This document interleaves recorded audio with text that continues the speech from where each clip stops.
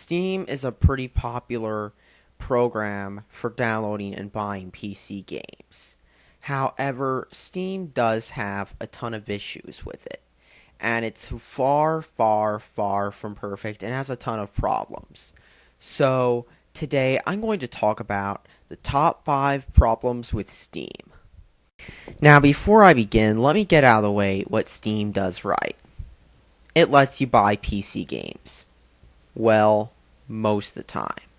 If you're buying your games from your own region, it'll work fine, as long as you're using credit card and stuff. But now, let me start off with the first reason.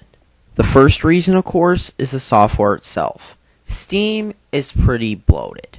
Maybe not as bloated as it was a while ago when it used to take up several hundred megabytes of RAM, but it's pretty bloated. The software itself can take a long time to start up and can freeze up all the time. I've been using Steam since about 2009, and for the first year or two, it was even worse.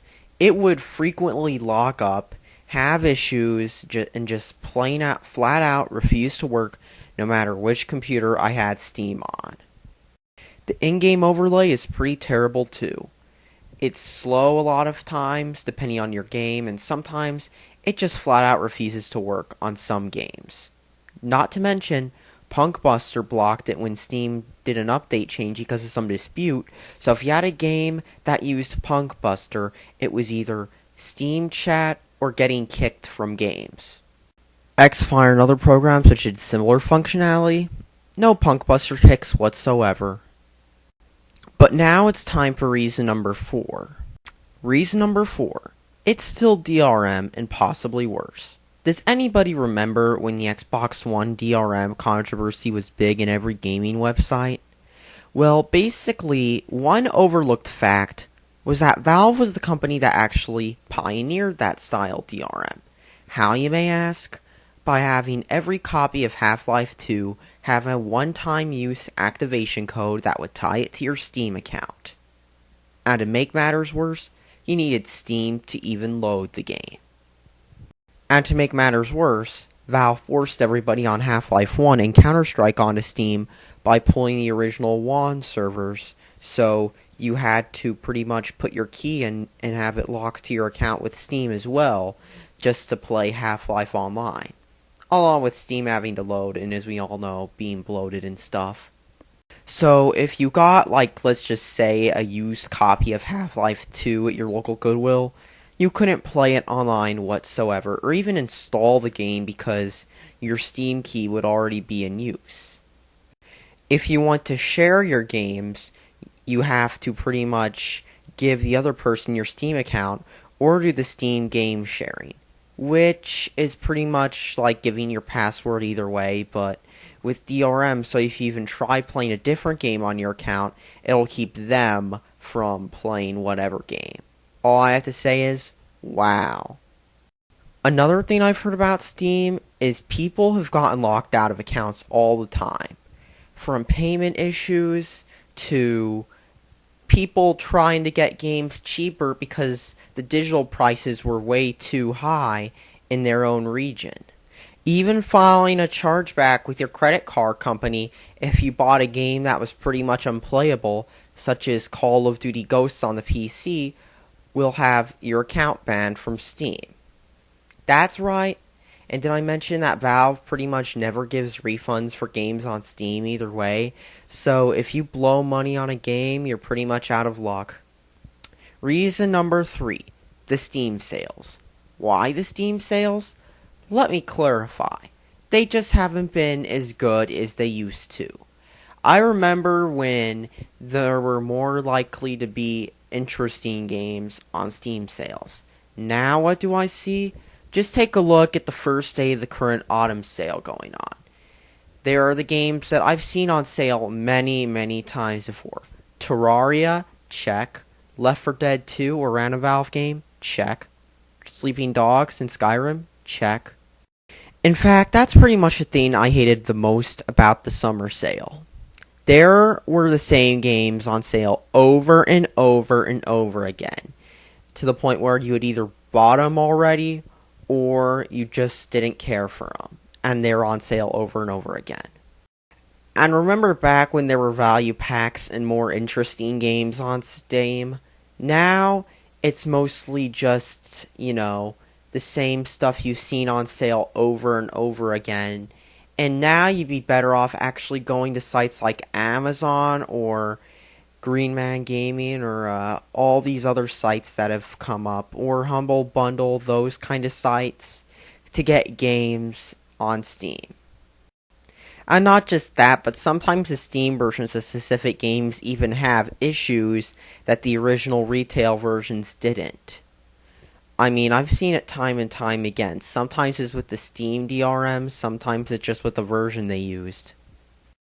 And when there isn't a sale, just like every other digital store, which has had problems with this, the game will be full priced. So unless it's a newer game, nobody's going to pay full price for an old throwaway indie game or some older game that isn't as popular anymore and worth full price.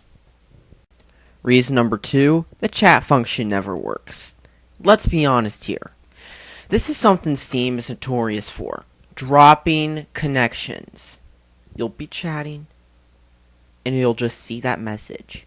Your status set to offline, lost connection to Steam, will rejoin, and it can sometimes take a while to rejoin, while stuff like Skype will rejoin instantly. But Steam takes a while just to reconnect and do all that stuff.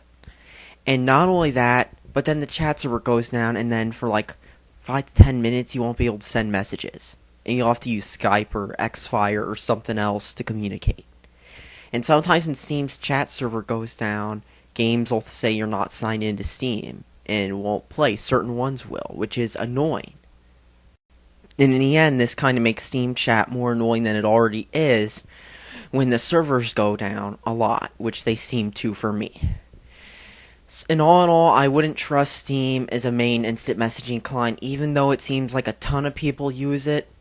There are so many other instant messaging clients I'd recommend instead of Steam, but the only reason I've used it is because everybody else seems to, and I don't know why when it's not even that good in the first place because of the connection issues. And now for the worst part, Steam community. Why? Well, imagine the worst of Xbox Live and every other online network combined into one. You can pretty much go on any game, and if you start getting kills and actually doing something, you'll be called a hacker real fast. And that's just the tip of the iceberg. If you play a game somebody doesn't like let's just say an unpopular one, you'll get hate messages sent to you on Steam. If you go into a chat group playing a game somebody doesn't like, people will just start arguing about the game. If you have an avatar from something somebody doesn't like, because you can put avatars as anything on Steam, including inappropriate pictures, you'll get argued and yelled at, and it will pretty much be arguments. And in fact, Steam community is worse than any other online gaming community I've been on. I have not been in one as hostile as Steam community. They're forums full of hostility. And considering that they add features like trading cards and reviews which are inevitably going to get bombed, it's just going to get worse. And it's like, I don't even know if there is much moderation outside the forum area, because I've seen groups for arguing and fighting each other, and I've seen pretty much everything go on in Steam community.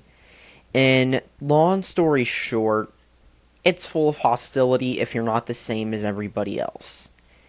And honestly, I mean, not everybody on Steam community is like this. I have a few Steam friends who are actually sane, but there are some people on Steam community who ruin it for everybody else.